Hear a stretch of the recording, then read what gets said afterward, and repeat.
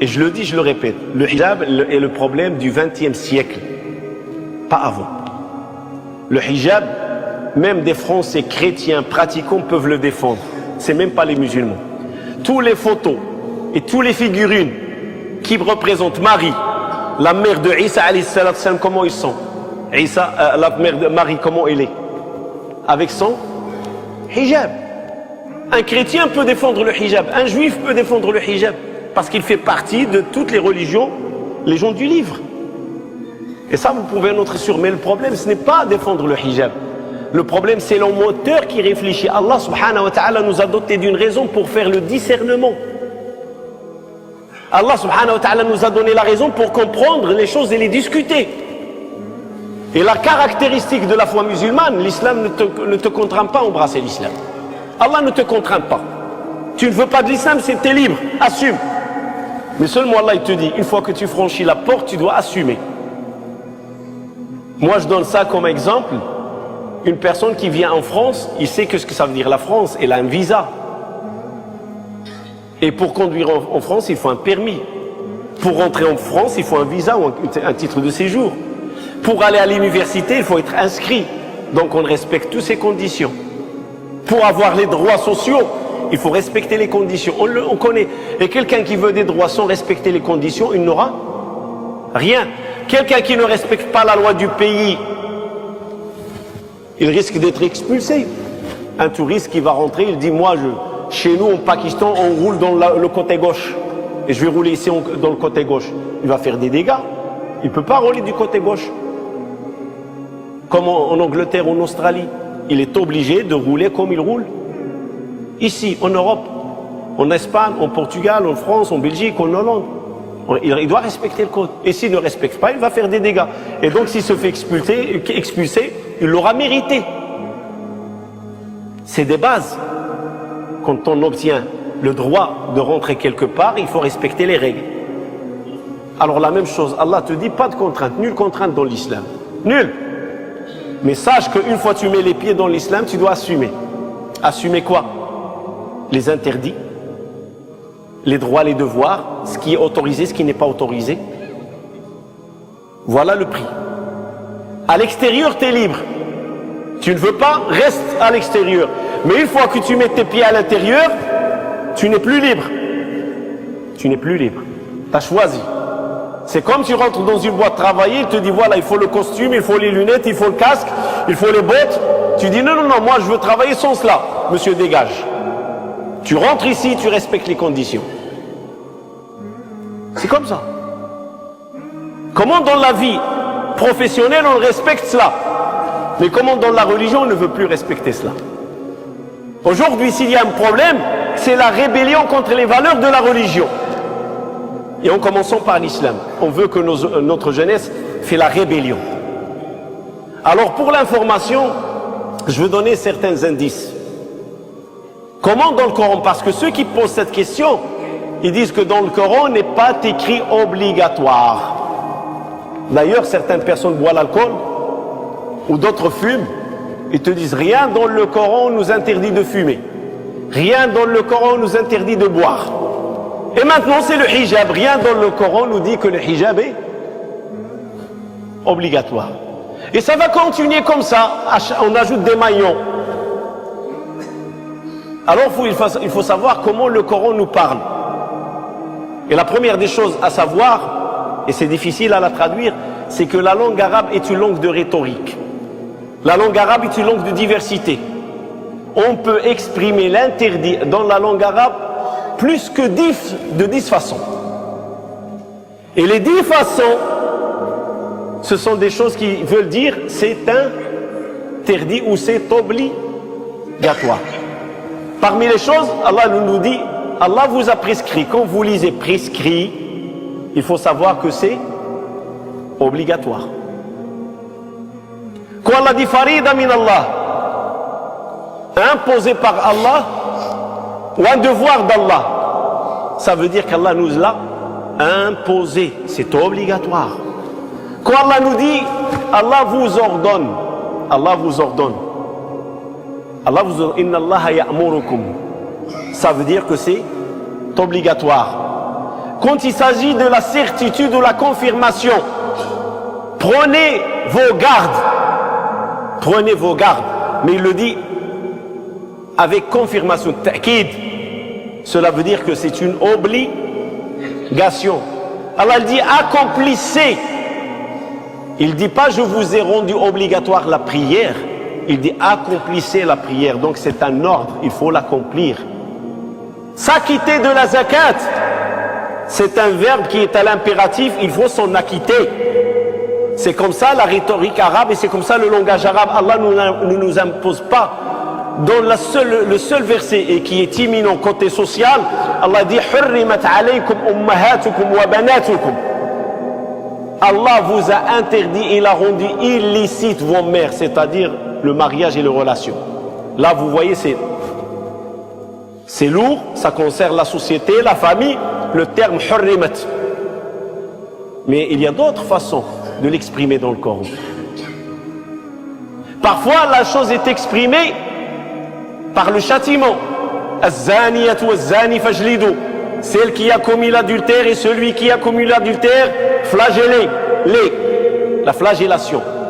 Le fait qu'il parle de flagellation, cela veut dire que c'est interdit. Parce qu'il y en découle un châtiment.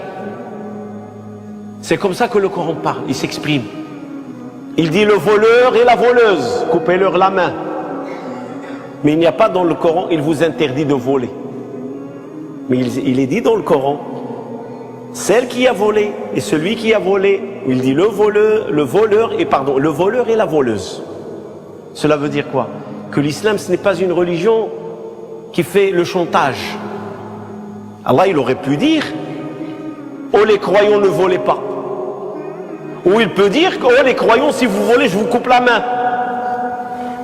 Le langage en lui-même, il y a une certaine force. Mais Allah, il évite cette force. Parce qu'Allah subhanahu wa ta'ala, il s'adresse à la raison. Il s'adresse au cœur. Il s'adresse au cœur. Il nous dit, celui qui a volé et celle qui a volé, il faut leur couper la main.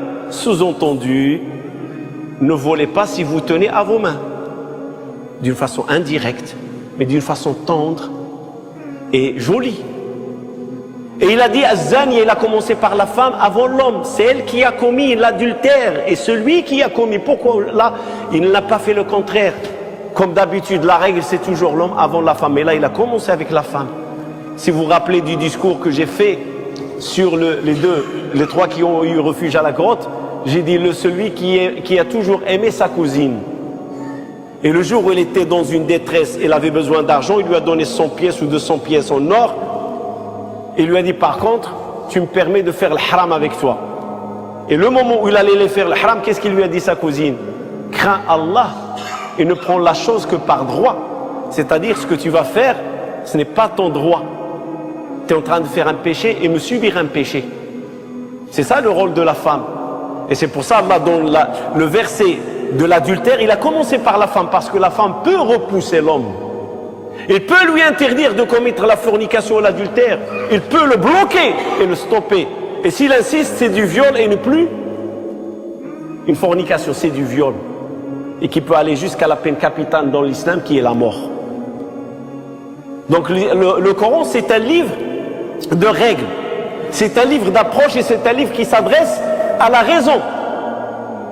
Alors certains jeunes, ils veulent lire haram. Et le prophète, il l'a dit dans le Coran. Le licite, il est clair, et l'illicite, il est clair. Et le Coran, c'est un ensemble de règles dans le sens que, plein de choses, il y en a d'autres qui disent, bah, Cheikh, tu parles l'Internet, mais l'Internet n'est pas cité dans le Coran. Alors je dis à ces jeunes, si vous continuez comme ça, vous mangez de la pomme, de la banane, du dessert. Citez-moi que le dessert est halal dans le Coran. Ouais, citez. Sors-moi que tu peux manger une banane. Ou le couscous, ou le merguez. On va aller loin, cite, sors-moi. Non, ça n'existe pas dans le Coran. Vous savez qu'est-ce qui existe dans le Coran? Les règles. Je vous ai rendu licite tout ce qui est noble. Et je vous ai rendu illicite tout ce qui est impureté. C'est ça la règle qui existe dans le Coran.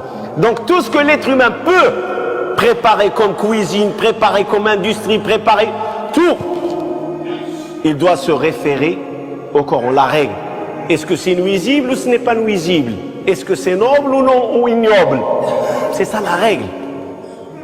Le Coran n'est pas là pour citer les détails. Et c'est pour ça que l'islam ne peut pas être une religion obsolète, dont la date de validité est dépassée. Comme ils veulent en faire aujourd'hui, certains qui parlent de l'islam, que l'islam est dépassé et que l'islam n'est plus conforme avec la société actuelle. C'est faux. L'islam sera toujours conforme tant qu'il y a des humains sur terre. Car la parole d'Allah et l'islam, il est venu pour les humains. وَمَا أَرْسَلْنَاكَ إِلَّا رَحْمَةً لِلْعَالَمِينَ. On vous a envoyé par miséricorde à l'univers entier.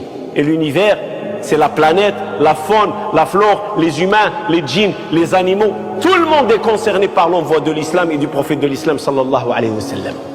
Donc parler que l'islam est obsolète, c'est faux. L'islam ne peut pas l'être. D'autres civilisations sont devenues obsolètes, mais l'islam le restera. Pourquoi? Parce que l'islam en lui-même, il contient les règles et les bases qu'il va perdurer jusqu'à la fin des temps. Là oui, je suis d'accord avec l'ijtihad. Là, je suis dans ce sens d'accord avec la lecture qui nous convient tout en respectant les fondements immuables dans notre religion musulmane. Maintenant, j'aimerais, pour vous dire, voilà la nuisance d'où vient à notre jeunesse musulmane. Aujourd'hui, sur les réseaux sociaux, on entend de la création de Kawakibi, création du Conseil musulman nouveau, on entend de tout. Et je ne veux pas citer des noms parce que je ne veux pas rentrer en guerre avec des personnes qui prétendent imams ou prétendent penseurs. Je ne veux pas rentrer en guerre, mais seulement je veux éclairer la jeunesse musulmane. Il y a des choses qui sont dans notre religion immuables. Ça ne sert à rien de se casser la tête. Poser la question sur le hijab ou ceci, non, non, non. Pose pas la question sur ça. Allah, il a dit qu'elles se couvrent. Allah, il a dit qu'elles cachent leur beauté. Tout ce qui peut être une attirance à l'autre sexe, la femme doit le cacher. Et on connaît que la femme, le corps de la femme, Allah subhanahu wa ta'ala lui a donné un corps qui attire l'homme. Et aujourd'hui, c'est ces parties de son corps qu'on est en train de commercialiser et mettre en valeur pour fructifier le commerce et plein de choses. Vous le savez mieux que moi.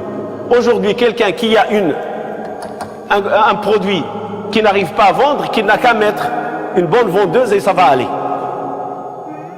J'aimerais bien, comme il m'a dit un frère, j'aimerais bien comprendre c'est quoi le lien entre la voiture et la femme.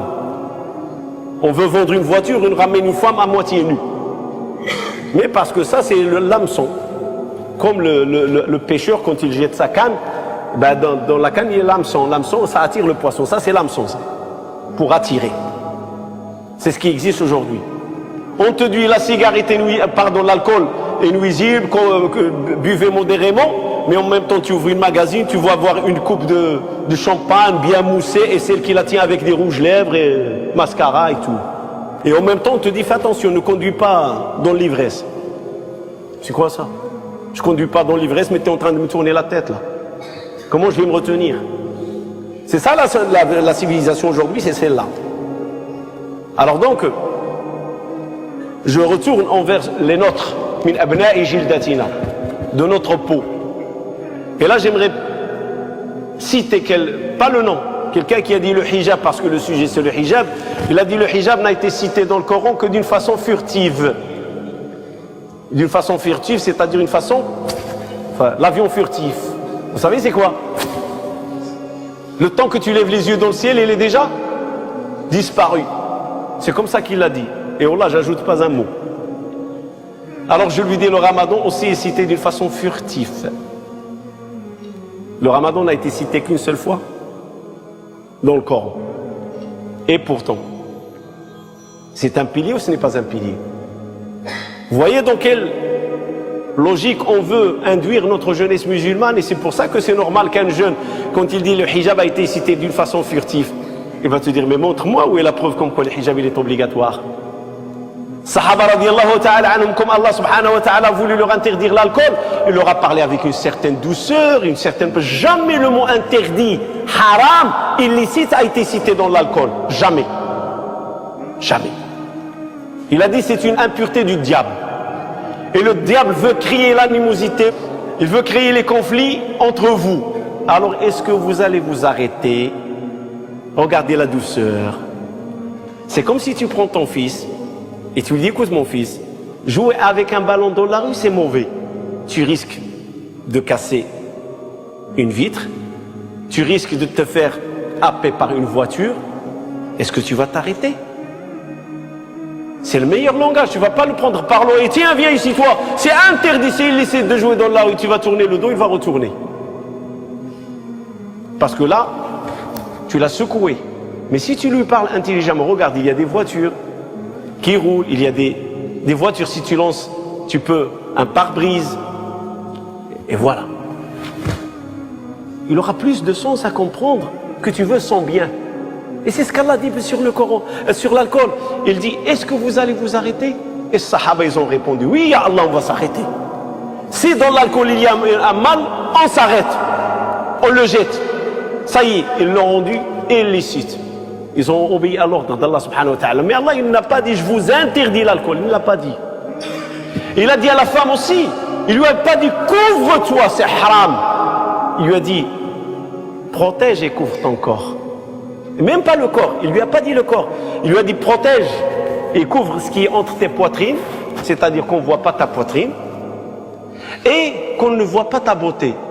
Ta beauté n'est pas à exploiter. Et ta beauté, ce n'est pas pour les curieux. Ta beauté, ton père, tes frères, tes oncles, tes tantes, ton mari, tes enfants, c'est ça ta beauté. Mais l'étranger restera à l'étranger. C'est ça l'approche. Alors dire que les hijabs n'ont été cités que d'une façon furtive, il y a des prophètes qui n'ont pas été cités dans le Coran complètement. On va dire qu'ils n'ont pas existé. Il y a des prophètes qui ont été cités une fois dans le Coran. On va dire c'est douteux. La religion ne se prend pas par le nombre. La religion se prend par la conviction. Le message, quand il vient d'Allah, je ne regarde pas le nombre, pardon. Les ablutions, combien de fois ils ont été cités dans le Coran? Une seule fois. Le verset 6 de Sourate Al-Ma'idah. Une seule fois. Comme le verset 31, Sourate An-Nur pour le hijab. Une seule fois. Alors prendre la règle furtive, tout ce qui a été cité furtive n'a pas d'importance, c'est vraiment la casse dans la religion. Plein de choses n'ont pas été citées plusieurs fois. Et pourtant, prendre soin de l'orphelin. Ça a été cité qu'une seule fois, donc on maltraite l'orphelin. C'est un raisonnement qui est ridicule. Et la personne qui l'a adopté s'est ridiculisée. On ne se base pas sur le nombre. On se base sur la foi et la conviction. Et c'est ça notre religion musulmane. Inna Allahu malaikatahu yusalluna 'alan nabi. يا أيها الذين آمنوا صلوا عليه وسلموا تسليما اللهم صل على سيدنا محمد وعلى آل سيدنا محمد كما صليت على سيدنا إبراهيم وعلى آل سيدنا إبراهيم وبارك على سيدنا محمد وعلى آل سيدنا محمد كما باركت على سيدنا إبراهيم وعلى آل سيدنا إبراهيم في العالمين إنك حميد مجيد اللهم اجعل جمعنا هذا جمعا مرحوما واجعل تفرقنا من بعده سالما من الشر معصوما ولا تجعل بيننا ولا منا شقيا ولا محروما اللهم اغفر لنا فيه ذنوبنا وكفر عنا سيئاتنا واقض حوائجنا واستر عيوبنا ويمن كتابنا ويسر أمورنا وشافي مرضانا وعاف شيوخنا واجبر كسيرنا واهدي ضالنا واغني فقيرنا اللهم يا ستار استرنا فوق الأرض وتحت الأرض ويوم العرض عليك وأدم علينا سترك الجميل في الدنيا والآخرة يا أرحم الراحمين يا رب العالمين اللهم آت نفوسنا تقواها وزكها أنت خير من زكاها أنت وليها ومولاها اللهم اقسم لنا من خشيتك ما تحول به بيننا وبين معاصيك ومن طاعتك ما تبلغنا به جنتك ومن اليقين ما تهون به علينا مصائب الدنيا اللهم متعنا بأسماعنا وأبصارنا وقواتنا ما أحييتنا واجعله الوارث منا واجعل ثأرنا على من ظلمنا وانصرنا على من عادانا ولا تجعل مصيبتنا في ديننا ولا تجعل الدنيا أكبر همنا ولا مبلغ علمنا ولا إلى النار مصيرنا اللهم كن لنا عونا ونصيرا وظهيرا وانصر الإسلام والمسلمين وأذل الشرك والمشركين واعل بفضلك راية الحق والدين وانصر اللهم عبادك المجاهدين في كل مكان يا أرحم الراحمين يا رب العالمين. اللهم من أراد بالإسلام والمسلمين خيرا فوفقه وأعنه، ومن أراد بالإسلام والمسلمين سوءا فاجعل دائرة السوء عليه. اللهم إنا نجعلك في نحورهم ونعوذ بك من شرورهم. اللهم يا كافي اكفناهم بما شئت ومتى شئت وكيفما شئت. اللهم يا كافي اكفناهم بما شئت ومتى شئت وكيفما شئت. اللهم يا كافي اكفناهم بما شئت ومتى شئت وكيفما شئت. ربنا أوزعنا أن نشكر نعمتك التي أنعمت علينا وعلى والدينا وأن نعمل صالحا ترضاه، وأدخلنا برحمتك في عبادك الصالحين. اللهم أدخلنا برحمتك في عبادك الصالحين. اللهم أدخلنا برحمتك في عبادك الصالحين.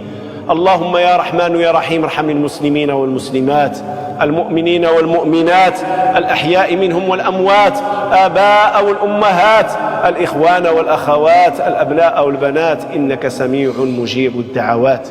أخ لنا توفيت له زوجته في هذا الأسبوع وخلفت له أولادا 3 وولدا آخر من زواج سابق، فنسأل الله سبحانه وتعالى لها الجنان ونسأل لها الرضوان. اللهم أكرم نزلها ووسع مدخلها واغفر لنا ولها. اللهم إن كانت محسنة فزد في إحسانها، وإن كانت مسيئة فتجاوز عنها بفضلك وكرمك. اللهم إنا نسألك أن تجعل الجنة مثواها ومثوى موتى المسلمين أجمعين ذكورا وإناثا. اللهم اغفر لحينا وميتنا وذكرنا وأنثانا وشاهدنا وغائبنا. اللهم اغفر للمسلمين والمسلمات، اللهم اغفر للمسلمين والمسلمات، المؤمنين والمؤمنات، وارزق زوجها الصبر والسلوان. اللهم ارزقه الصبر والسلوان وأعنه على تربية أولادها خير عناية يا أرحم الراحمين يا رب العالمين.